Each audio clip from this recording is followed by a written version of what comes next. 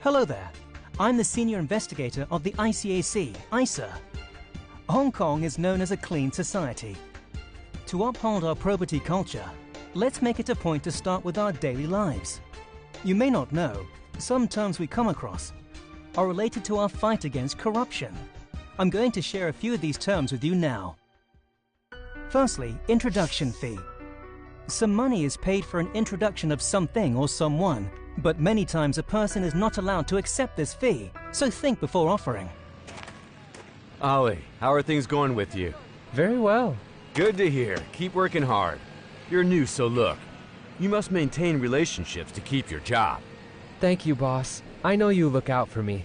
Could you help my relative? He needs work too. Of course, if he pays the introduction fee. A fee? That's how it is. He has to pay me an introduction fee to get him a job. Same for you. Be smart and you'll keep your job. Be smart meaning? Each of your colleagues gives me $500 every month. So what about you? I see. Let me think about it. As you wish. But don't take too long or you'll lose your job. The foreman here made use of his position and asked his workers for introduction fee or tea money. It breaches the Prevention of Bribery Ordinance. Trade practice is no defense. In such a situation, you should refuse to pay and report this to the ICAC. People who pay money to get a job or to keep a job also breach the anti-bribery law. Hello. Today I'd like to talk about sincerity. This means treating others wholeheartedly. One must be careful when expressing sincerity so as to keep compliant with the law. Mr. Chow, my family's coming to Hong Kong next week to see me, so I'd like to swap my shift for next week to have Sunday off. It isn't easy to swap shifts. Everyone here wants to take a day off. In that case, who'll work on Sunday? Mr. Chow, I'm asking because I know Fanny has arranged the same. She's taking a Sunday off. Well, that's different. Fanny's quite diligent and very sincere. Mr. Chow, I've heard that Fanny has dozed off at work. Sometimes she's even vanished from the workplace. Don't care about others, just mind your own business. I heard from residents too. A few of them have made complaints to you. Really? What I know is Fanny shows more sincerity. Huh? You mean sincerity? If you lack the sincerity, be prepared for hardship at work, such as working at the car park outdoor. A private company employee accepts or solicits any advantage at work without their employer's approval is in breach of the Prevention of Bribery Ordinance. It is also illegal to offer an advantage. Mr. Chow, the supervisor, solicited an advantage from Kathy, the security guard, in exchange for preferential treatment. Fanny as well breached the law by offering an advantage to Mr. Chow to get a day off, justifying it as showing sincerity. An advantage is not defined in monetary term. Apart from money, any gift, employment, loan, service, and favor are advantages. Next, I'd like to talk about record. This means the keeping of information. It's important to keep genuine and accurate records at your job. You must work faster. After Block A is done, you must do Block B. But there should be somebody else to do that. I don't understand why we should. Manpower's tight at the moment, so please, hurry up. What manpower problem? Several workers signed the attendance record this morning, but they seem to have disappeared, and others are taking prolonged sick leave. They rarely show up. Mind your own business and focus on your job. Now, don't forget, you have Block B to do too. I think you've spoken too much. Let's finish our work. But our boss overstates the number of workers. He enters that number on the attendance records and orders us to sign inflated salary records. I'm really afraid that we'll get dragged into it.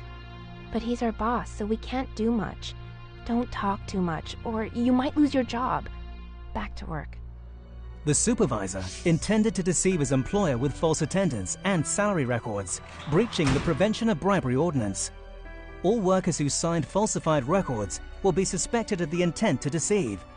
If you are asked to deceive your employer with falsified records, you should refuse to do so and report this to the ICAC. Cut. We're done. With me is the director. We're at the ICAC regional office. iSir, from time to time, you encourage the public to report corruption. How can one make a report to the ICAC? People can make a report to the ICAC in person, by phone, or by mail. Is the process complicated? And I'm also worried about my identity being revealed. Don't worry, the process is quite simple and confidential. All members of the public are welcome to visit the ICAC regional offices for inquiries.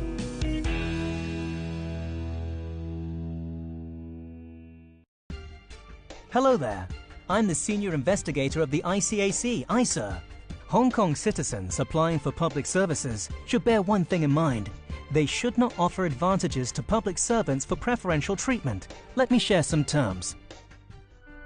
First is the phrase going upstairs. Literal meaning aside, which is to go up a building, it also means being allocated a public housing unit.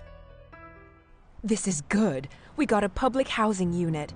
Now we have more space. But it's a worn-out flat. Add to that, it's really remote. It takes more than an hour to get to work. Just think of the cost. But we can't change things. This is for us, so take it or leave it. I'll ask for a better unit by writing to the housing department. That should help us. You think that'll work? It could. I'll just explain. I know. Perhaps we could give the officials some tea money. I think they would really like that. What do you think? You're right. Who doesn't like a gift? Never do that. If you offer a bribe to staff at the housing department in exchange for a better unit, it's a breach of the Prevention of Bribery Ordinance. Never offer an advantage to any public servant, even as a sign of gratitude. Giving the staff a simple word of thanks or a letter of appreciation is enough. Now let's talk about getting a license. This means obtaining a qualification through some sort of exam, like an estate or insurance agent. Even driving requires an exam. Rear view mirror, indicator, gear shift. Good morning, sir. ID card, please. What is this? I'm sorry. ID card. You may begin. So then, sir, did I pass or fail this? Hey, sir. What is it? For you, a token of my gratitude. What is that?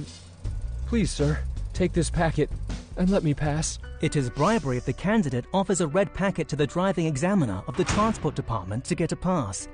It breaches the Prevention of Bribery Ordinance. The examiner is also in breach if he accepts it. Hello there.